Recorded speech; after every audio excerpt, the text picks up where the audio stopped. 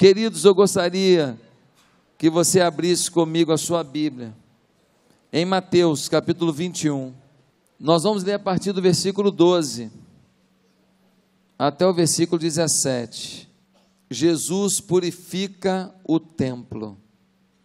Jesus entrou no templo e expulsou todos os que ali estavam comprando e vendendo, derrubou as mesas dos cambistas e as cadeiras dos que vendiam pombas, e lhes disse: está escrito, a minha casa será chamada casa de oração, mas vocês estão fazendo dela um covil de ladrões.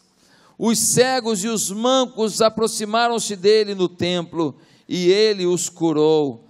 Mas quando os chefes dos sacerdotes e os mestres da lei viram as coisas maravilhosas que Jesus fazia, e as crianças gritando no templo: Hosana ao filho de Davi, ficaram indignados e lhe perguntaram: não estais ouvindo o que essas crianças estão dizendo? Respondeu Jesus: sim. Vocês nunca leram? Dos lábios das crianças e dos recém-nascidos suscitaste louvor. E deixando-os, saiu da cidade para Betânia, onde passou a noite. Curve a sua cabeça, peça para Deus falar com você, peça para Deus resolver algo dentro de você hoje aqui. Santo Deus, tem misericórdia de nós, mexe com o nosso coração, fala cada vida aqui nessa noite, é a minha oração no nome de Jesus, amém, meu Pai. A purificação do templo, esse é o tema desse trecho da Bíblia que eu acabei de ler. Esse episódio é um episódio muito forte, é um episódio que aparece nos 4 evangelhos, Mateus, Marcos, Lucas e João. Mateus, Marcos e Lucas são chamados dos evangelhos sinóticos. Eles têm uma linha meio narrativa, eles têm uma preocupação de contar os fatos históricos, mas nós temos um evangelho que também conta fatos históricos, que é o evangelho de João, mas ele é um pouco mais teológico. Ele não começa com o nascimento de Jesus, ele começa já dizendo, filosoficamente, o que representou a vinda de Jesus ao mundo. É um pouco diferente, mas mesmo os 3 sinóticos, como João, os 4 evangelhos, os 4 falam sobre este episódio. Esse episódio é muito importante. Agora, uma coisa que a gente precisa entender é como que isso se deu. Jesus ficava mais ao norte de Israel, na região chamada Galileia. Ali ele operou a maior parte dos seus milagres, ali ele ficou a maior parte do seu tempo em regiões mais pobres de Israel. Aliás, Jesus definitivamente dedicou a maior parte do seu ministério aos pobres. E quando ele estava agora em Jerusalém, ele chega ao início da cidade de Jerusalém. A cidade de Jerusalém é uma subida, e ele vai subindo, e ele vai vendo um movimento, até que chega ao templo de Jerusalém, que ficava na área mais alta da cidade. Quando ele chega ali, ele encontra vários mercadores vendendo animais. Que animais eram esses? Pombas, cabritos, ovelhas, vacas. Para quê? Para o sacrifício. Porque quando eles iam ao templo, diz a lei que eles deveriam levar animais, e esses animais eram sacrificados, e o sangue desses animais era derramado. Isso simbolizava a vida do povo, e então os sacerdotes rogavam a Deus o perdão pelos pecados do povo. Cada família que ia ao templo deveria sacrificar ao Senhor um animal. Quem podia só uma pomba, quem podia um cabrito, e assim por diante. E quando Jesus chega no pátio do templo, ele vê que está lotado de mercadores, com o apoio dos sacerdotes, e eles estão vendendo aquilo que deveria ser entregue para o sacrifício ao Senhor.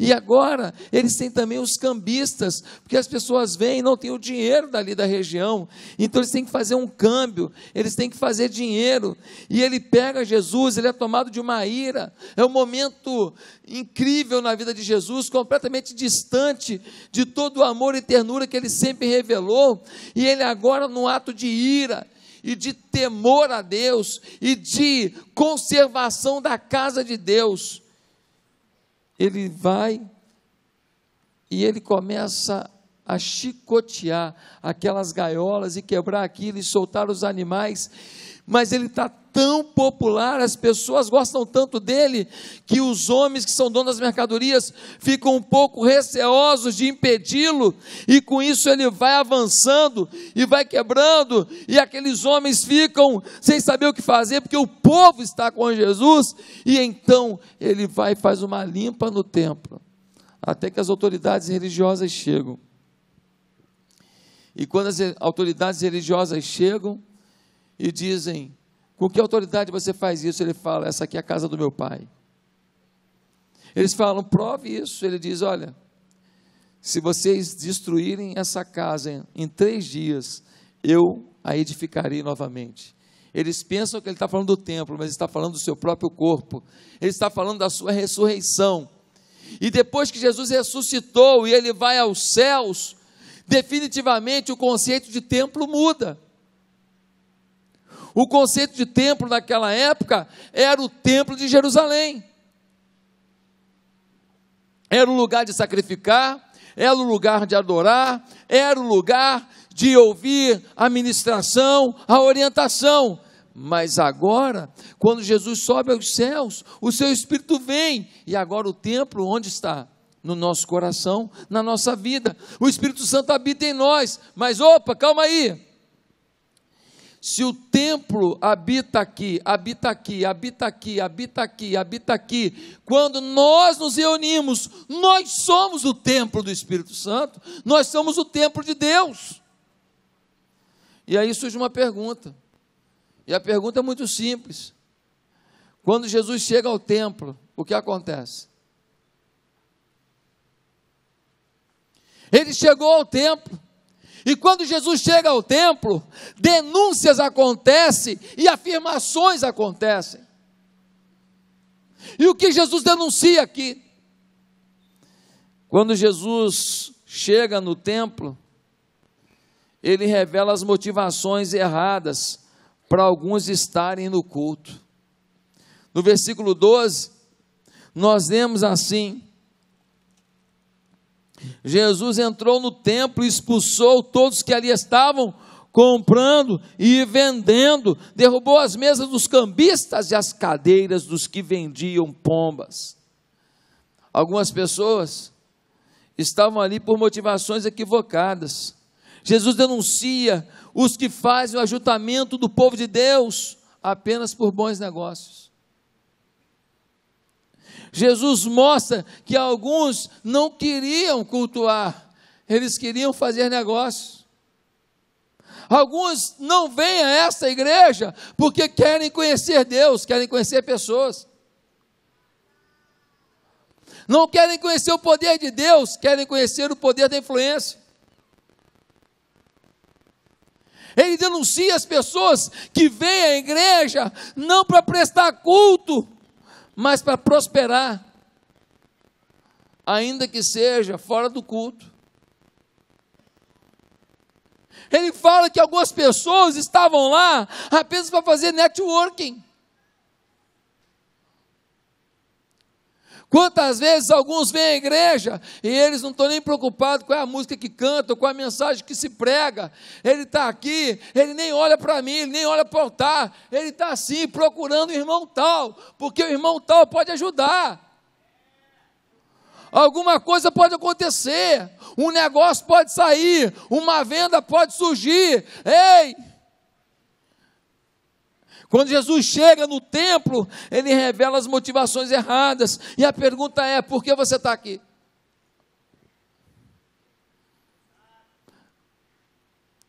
Jesus também denuncia os que estão ali por causa da religiosidade. Havia os que vendiam, não havia? os que estavam no pátio do templo vendendo, mas havia os que compravam. Compravam o quê? Compravam o culto. Compravam o culto? Sim, compravam o culto, porque eles iam comprar os animais. Ei, a ideia de Deus não era que eles comprassem animais. A ideia de Deus é que quando nascesse um bichinho, lá na fazendinha, lá no terreno, lá no quintal, que ele pegasse o melhor animal, que ele separasse, e aí todo dia ele dava comida para aquele animal, ele cuidasse daquele animal dizendo, epa, esse animal, esse bichinho, eu vou sacrificar a Deus, é o meu melhor, é o melhor animal que eu tenho, é a ovelhinha mais linda, é o cabritinho mais limpo, mais bonito, mais forte, o meu melhor, e cada dia eu ia estar agora cuidando daquele bichinho, para oferecer a Deus. A lei dizia que nós deveríamos levar um animal ao templo, mas o animal que a gente preparou, sabe o que acontece hoje? A gente não prepara mais para vir para o culto, a gente quer comprar o culto. A gente vem aqui, dá uma oferta, e fica na expectativa que o louvor seja bom para caramba, para poder tocar no nosso coração, que o pastor pregue bem, para ver se de alguma maneira ele impacte a minha vida. A gente fica torcendo o pessoal da recepção agir da melhor maneira, que o ministério de crianças seja o melhor possível, tomara que o pessoal lá no estacionamento cuide bem do meu carro, e então eu venho para cá e eu compro o culto. Mas quem compra no templo, não se prepara mais para o culto a Deus. O culto não começa quando você chega aqui, o culto começa quando você prepara o que você vai sacrificar aqui. O culto começa quando você ora e pede para Deus, para no teu culto aqui, Deus se revelar para você. Você pede para Deus para tocar na tua vida aqui, você pede para Deus para responder a tua oração aqui, você pede para Deus para fazer um milagre na tua história aqui, você pede para Deus para salvar alguém que você trouxe aqui. Quantas vezes você jejuou pelo culto que você ia prestar aqui? Quantas vezes você orou pelo culto que você ia vir aqui? Quantas vezes você orou pela minha vida, pela vida dos cantores, pela vida dos músicos, pela vida do recepcionista, pela vida do pessoal lá do restaurante, pelo pessoal das crianças, pelo pessoal do estacionamento, para que a glória de Deus agisse aqui? Você não compra o culto, você entrega o culto, sacrifica o culto. Quem tinha dinheiro para comprar o maior animal era o mais abençoado. E Deus não queria o maior, Deus queria o teu melhor. E o melhor de um é uma pombinha só, mas é a melhor que ele tinha. O melhor de outro é um cabritinho, mas é o melhor que ele tinha. O melhor do outro é um boi. Hoje as pessoas não preparam mais o coração para o culto, mas Deus não vende pacote de culto. Ou você traz seu sacrifício, ou não vai haver culto para você. Você perdeu seu tempo. Você precisa concentrar toda a sua mente, todo o seu coração, todas as suas forças e todo o seu entendimento desse lugar. Se você quiser prestar culto e oferecer a Deus o seu melhor sacrifício, o melhor sacrifício que Deus quer é o seu coração, é o seu quebrantamento, é a sua vontade por Ele, é a sua paixão por Ele. Mas quando Jesus está presente na igreja, esse é o tema da mensagem de hoje, Ele revela também que facilidades na vida roubam nossa visão, que culto é sacrifício. Quando há facilidades na vida, isso rouba a nossa visão, que culto é sacrifício. Como é que deveria ser o sacrifício? Uma pessoa morava lá no norte da Galileia, ou lá no sul, lá em Eilate.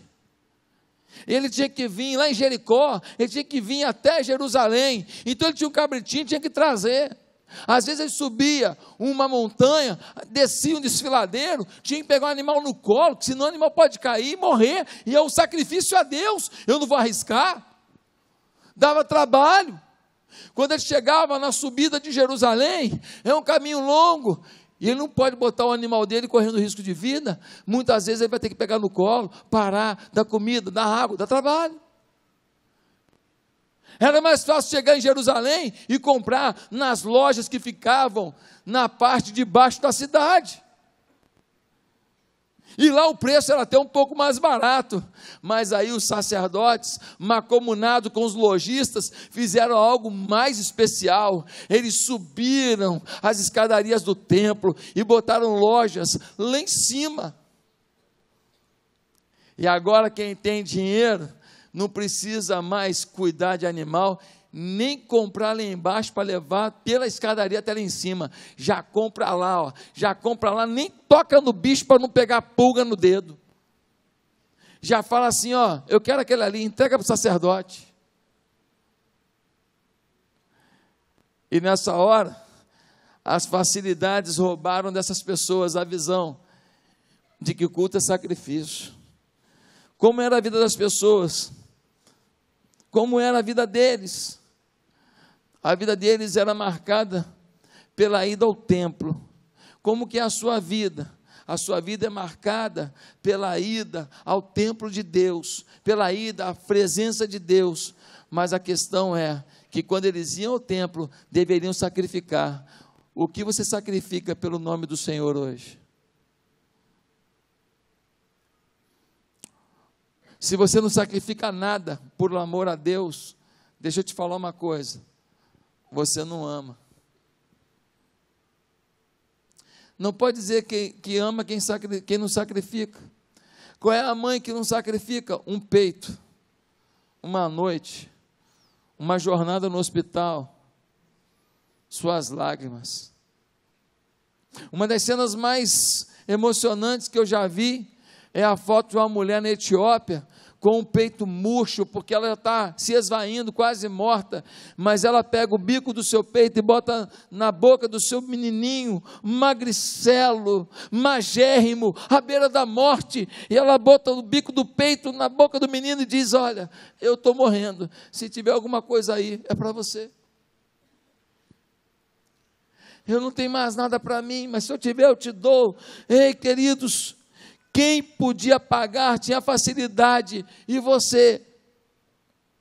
Será que você hoje está tendo facilidades? Será que hoje você gosta tanto do seu carro, que é confortável? Parabéns, não é pecado nisso não. Da sua casa, que bom, casa legal. Ah, talvez você tenha uma casa de praia, que bom que você pode ir lá descansar, não tem nada contra. Ah, você tem dinheiro para comer uma pizza, que bom. Você pode ir no rodízio de pizza toda semana, que legal. Você tem dinheiro e tem gordura, parabéns.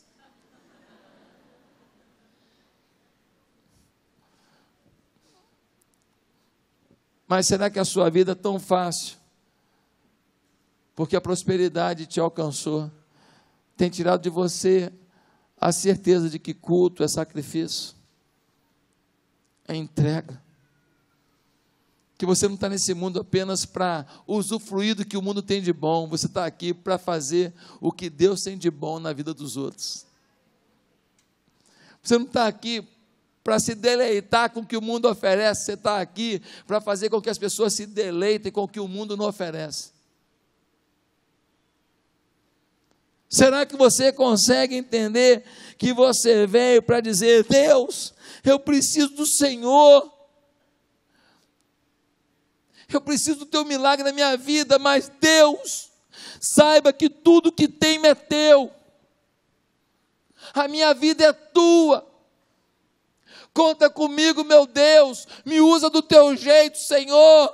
Senhor, eu tenho um monte de problema, eu tenho um monte de coisa que eu preciso do Senhor, mas uma coisa eu quero declarar, o Senhor, meu Senhor, não é o momento difícil que determina quem eu penso que o Senhor é, não é a minha perda que faz com que eu abandone o Senhor, eu sei em quem tenho crido, e que Tu és poderoso, Tu és o meu Deus.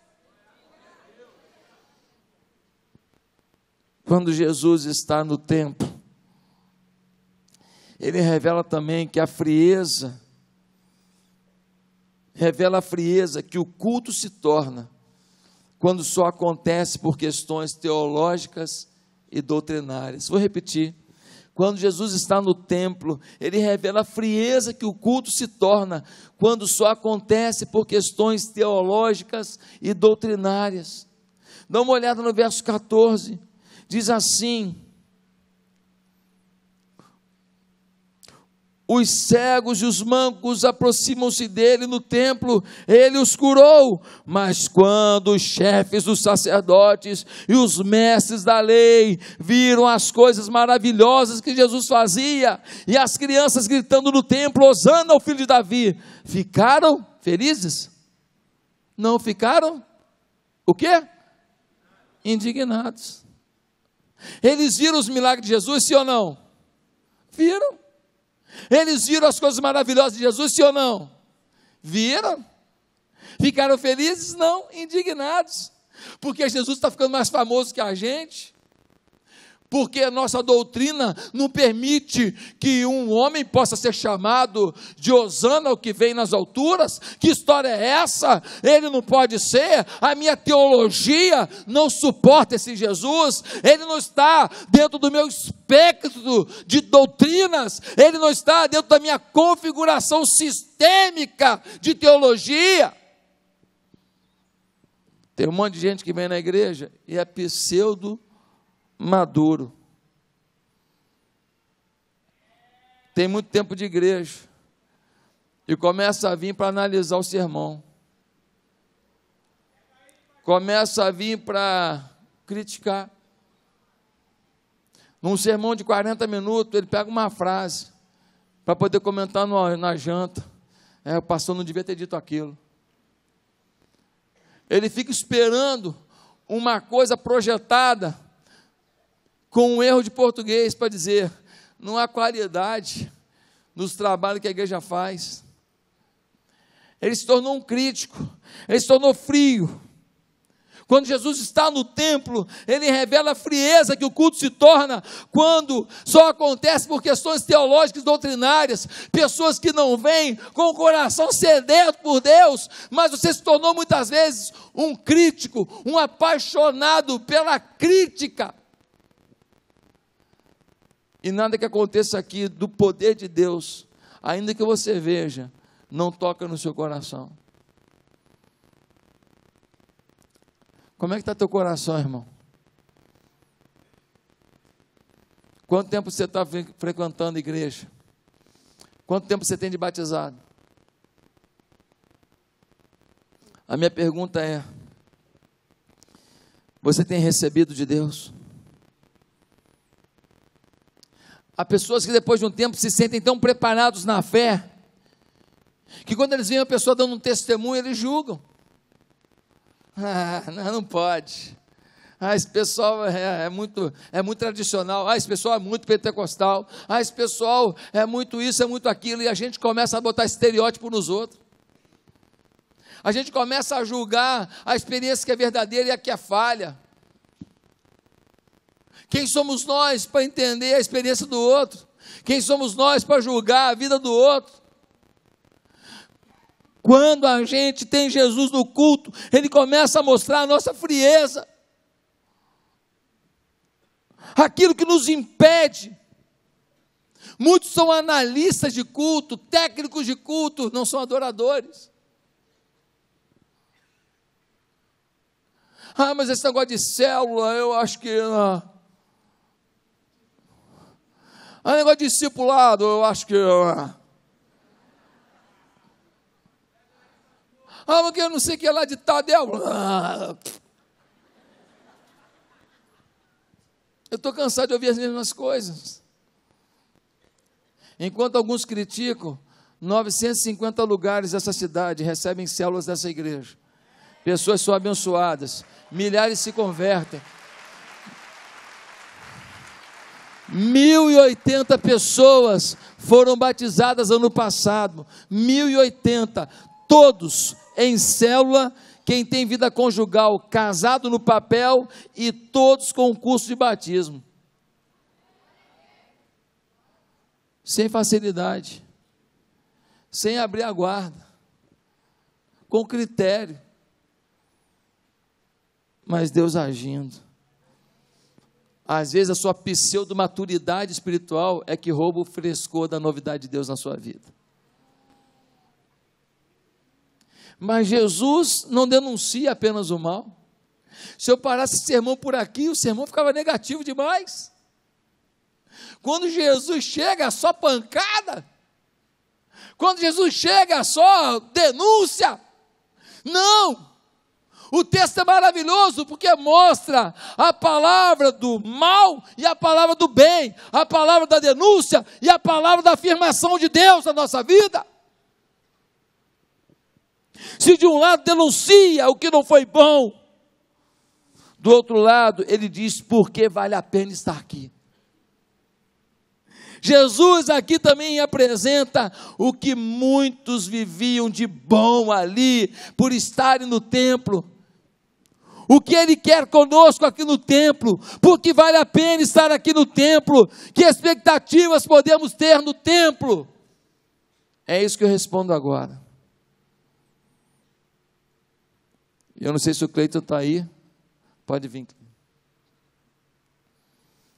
E quando Jesus está no templo, quando Jesus está no meio do culto, o templo é lugar de orações respondidas. No versículo 12, a gente lê algo maravilhoso. A gente lê assim, versículo 13: e lhes disse, está escrito, a minha casa será chamada casa de oração. Jesus está dizendo o que, gente? Ei, vocês estão querendo vender, cambiar aqui na casa? Ei, vai cambiar, vender lá embaixo. Quando entra aqui, eu quero que todo mundo lembre que essa aqui é casa de oração, ou seja, é o lugar que as pessoas oram e é o lugar que Deus responde. É o lugar que as pessoas buscam e é o lugar que elas encontram. É o lugar que elas procuram e elas acham. É o lugar em que elas clamam e Deus ouve. Falar com Deus. Essa é a maior aproximação que nós podemos ter da eternidade. Essa é a maior aproximação que nós podemos ter do divino. Falar com Ele. Você já pensou o que é falar com Deus? É Ele que coloca e derruba reis. É Ele que é Senhor dos juízes. É Ele que dá ordem às ondas do mar. É Ele que sabe qual é a luminosidade de cada estrela. É Ele que sabe o nome de cada pessoa que está aqui sentada.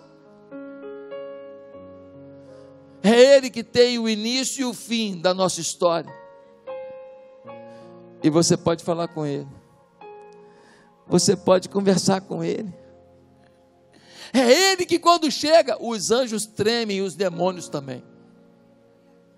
É Ele que com uma palavra faz com que um mar se abra. Faz com que uma tempestade cesse. Faz com que o menino morto se levante. Faz com que o marido traidor se quebrante. É Ele que faz com que o menino rebelde peça perdão. É Ele que faz com que uma mulher perdida encontre a solução. Ele é Jesus, Ele é o Senhor, Ele está nos ouvindo, Ele ouve o nosso clamor. Agora o problema é que você não entende que enquanto você está aqui orando a Deus, você está tramando com Deus alguma coisa que o seu marido que está em casa nem imagina. Quando você está aqui, você está combinando com Deus alguma coisa que o seu amigo de trabalho, que pega no seu pé, o seu chefe, nem sonha que vai acontecer amanhã na vida dele. Quando você está aqui, você vai combinando com Deus, ajustando com Deus, a mudança completa daquele ambiente de trabalho, de estudo, de lazer da sua vida, e as pessoas ao seu redor vão se assustar com o que Deus fará. Agora o problema é que muitas vezes a gente não ora como deve. Senhor, se der o Senhor faz, não sei se vai ser possível, não sei se o Senhor vai querer, de repente, né, Deus? Essa oração já está morta, essa oração não vale de nada. Você não tem que orar dando desculpa para Deus, dando conselho para Deus e pedindo perdão a Deus, está pedindo o que você sente no coração. A resposta de Deus pode não ser o que você quer, e você tem que ter um entendimento para absorvê-la. Mas quando nós oramos, nós pedimos o que cremos. Quando nós oramos, nós pedimos o que nós desejamos. Quando nós oramos, nós clamamos a Deus da convicção, da vitória. Quando nós oramos, nós pedimos a Deus que nos dê a resposta. Quando nós oramos na certeza de que a resposta já foi decretada no altar de Deus e vai se materializar na nossa fé. Ah, meus amados irmãos, quantas orações que nós fazemos, que são orações meio rabugentas. Já imaginou? Senhor, estou viajando agora, eu estou indo, se for da tua vontade, o Senhor me leva, senão o Senhor pode matar, tá? Senhor, meu filho vai fazer uma prova importante. Ah, Senhor, se o Senhor quiser que ele passe, se o Senhor não quiser que ele tenha um ataque cardíaco, tá? Irmãos, nós temos que orar a oração da conquista, nós temos que orar a oração da vitória, nós temos que orar a oração da determinação de Deus na nossa vida. Quando você ora dizendo, eu já conquistei. Quando você ora dizendo, Deus já fez. Amém, Léo? Amém, Felipe? Amém, pastor Elane? Amém? Deus já fez. Amém? Amém, Júnior? Amém, Leila? Amém? Nós temos que crer, hein, João? Nós temos que acreditar. No templo, nós temos, quando Jesus está presente, o lugar das orações respondidas. Mas quando Jesus está no meio do culto, nós também podemos revelar nossas dores e ver a cura de Deus. Olha o que diz o versículo 13. 14, desculpa. Os cegos e os mancos aproximaram-se dele no templo, e ele os curou. Quem foi até ele? O manco. Como é que o manco vai até Jesus? Mancando. O cego foi até ele. Como é que o cego vai até Jesus? Tateando. O paralítico, como é que ele vai até Jesus? Se arrastando. Eles revelaram suas fraquezas, e ali eles viram o milagre de Deus. Aqui você não precisa ter máscara. Aqui eu e você estamos no mesmo barco. Nós somos deficientes e carentes da graça de Deus. Aqui a gente se arrasta até o altar dele, só que eles não foram até a estrutura do templo. Diz o versículo 14 que eles foram até Jesus. O problema é que muitos vêm ao local de culto, mas não vêm ao culto ao Deus vivo. Eles vêm à estrutura construída, eles não constroem um templo no coração para Deus ser cultuado. Ah, meus amados irmãos, eles foram a Jesus revelando suas dores, e eles viram a cura, Ele tem tratamento, Ele tem remédio. Quando Jesus está no culto, você pode revelar quem você é e acreditar que Deus trata, que Deus cura, que Deus transforma você. E você que entrou por aquela porta de um jeito, entrou por aquela porta de um jeito, sai daqui hoje de outro jeito, pelo nome e pelo poder e pela autoridade de Jesus Cristo, nosso Senhor.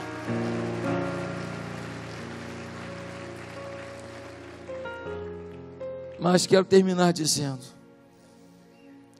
que quando Jesus Cristo está no meio do culto, as pessoas são tomadas por atitude de louvor, que renovam as suas forças. Olha o que vai dizer o versículo 15, diz assim: mas quando os chefes dos sacerdotes e os mestres da lei viram as coisas maravilhosas que Jesus fazia, e as crianças gritando no templo, Hosana ao filho de Davi, ficaram indignados. Olha o que as crianças estão cantando: Hosana ao filho de Davi. Queridos, e lhe perguntaram: não estais ouvindo o que as crianças estão dizendo? Jesus respondeu: sim. Vocês nunca leram? Dos lábios das crianças e dos recém-nascidos suscitastes louvor. Amado, se Ele está aqui, o louvor mais profundo tem que acontecer aqui. Mas não há louvor no coração de gente velha, de gente que deixou a vida lhe ferir, de gente que deixou as suas emoções se engessarem pelos traumas da caminhada. O verdadeiro louvor brota de criança. Só consegue louvar quem está serelepe, quem está bagunçado, quem está aberto para o novo de Deus. Só consegue louvar quem não bota em Deus em engessamento e diz: Deus, faz do teu jeito, fala do teu jeito, eu estou aqui, eu quero te adorar. Só consegue adorar a criança. Você já viu uma criança antes da cirurgia?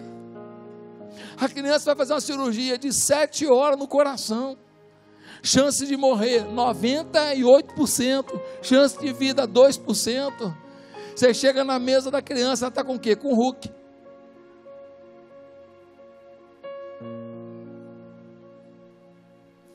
Ele não sabe, ele não está nem aí. Você pergunta: e aí? Você está preparado para a cirurgia? Estou. E quando você sair da cirurgia, você vai fazer o quê? Vou brincar com o Hulk. Ele não fala: se eu não sair da cirurgia, por favor, enterre o Hulk comigo. Não é essa a possibilidade. Eu vou sair da cirurgia sim, e eu vou brincar com o Hulk, e eu vou poder brincar sem sentir essa fadiga no coração. Eu não é, doutor Alexandre? Eu não vou sentir essa falta de ar, porque agora meu coraçãozinho vai ser tratado. Eu vou brincar com o Hulk para valer. Eu vou querer um Hulk grandão, um Hulkão. Ah, meus amados irmãos, a criança vive na perspectiva de que brincadeira vai acontecer, alegria vai acontecer, festa vai acontecer. Só quem tem a atitude da criança consegue adorar a Deus, louvar a Deus.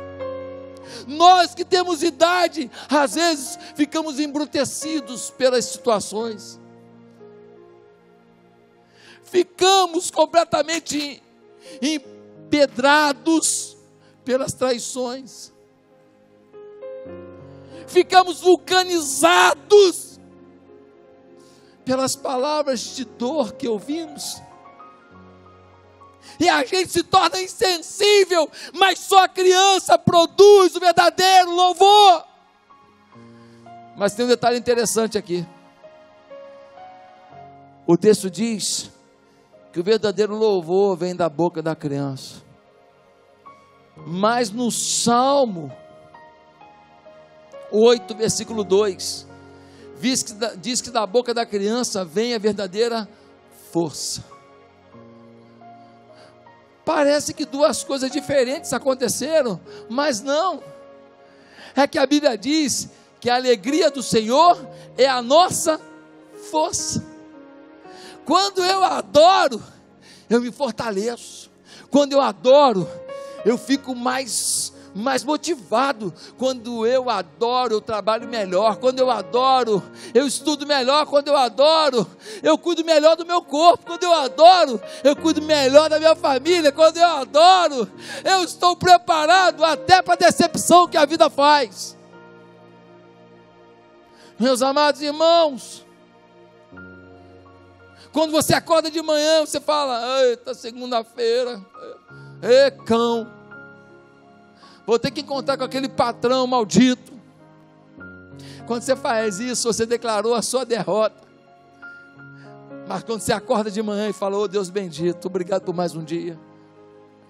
O que tem para comer, mulher? Amor, tem um ovo. Você come a clara ou come a gema? Oh, que bênção, eu vou comer a clara, é menos caloria. Estou precisando de uma dieta mesmo, amor. Mas eu creio, amor. Você crê em quê? Eu creio que eu vou trabalhar hoje,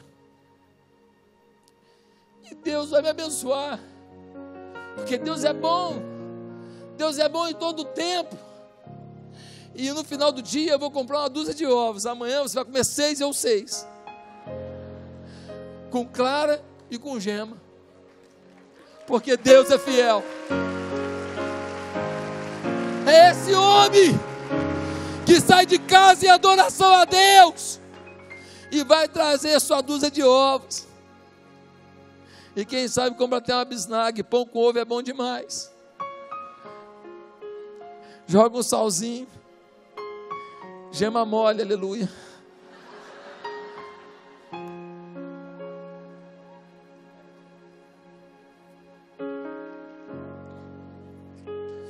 Tem um ditado que diz: quem canta, seus males espantam. Mas eu conheço muita gente que canta, que vive amaldiçoado.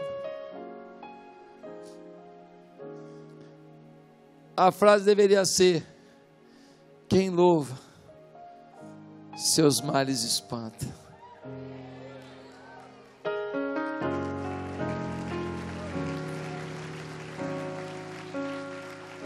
Quer hoje começar um novo tempo com Jesus? Quando Jesus está no templo, quando Jesus está no culto, Ele denuncia muita coisa, mas Ele também afirma que a tua oração será respondida. Ele afirma que você pode revelar tuas necessidades, porque a cura está chegando. E Ele declara que é tempo de adorar, porque essa adoração será a tua força para seguir em frente e não se entregar até o dia da tua vitória. Curve a sua cabeça nesse momento.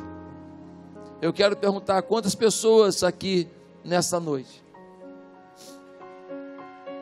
foram tocadas pelo Espírito Santo de Deus? Quantos aqui sinceramente foram tocados pelo amor de Deus?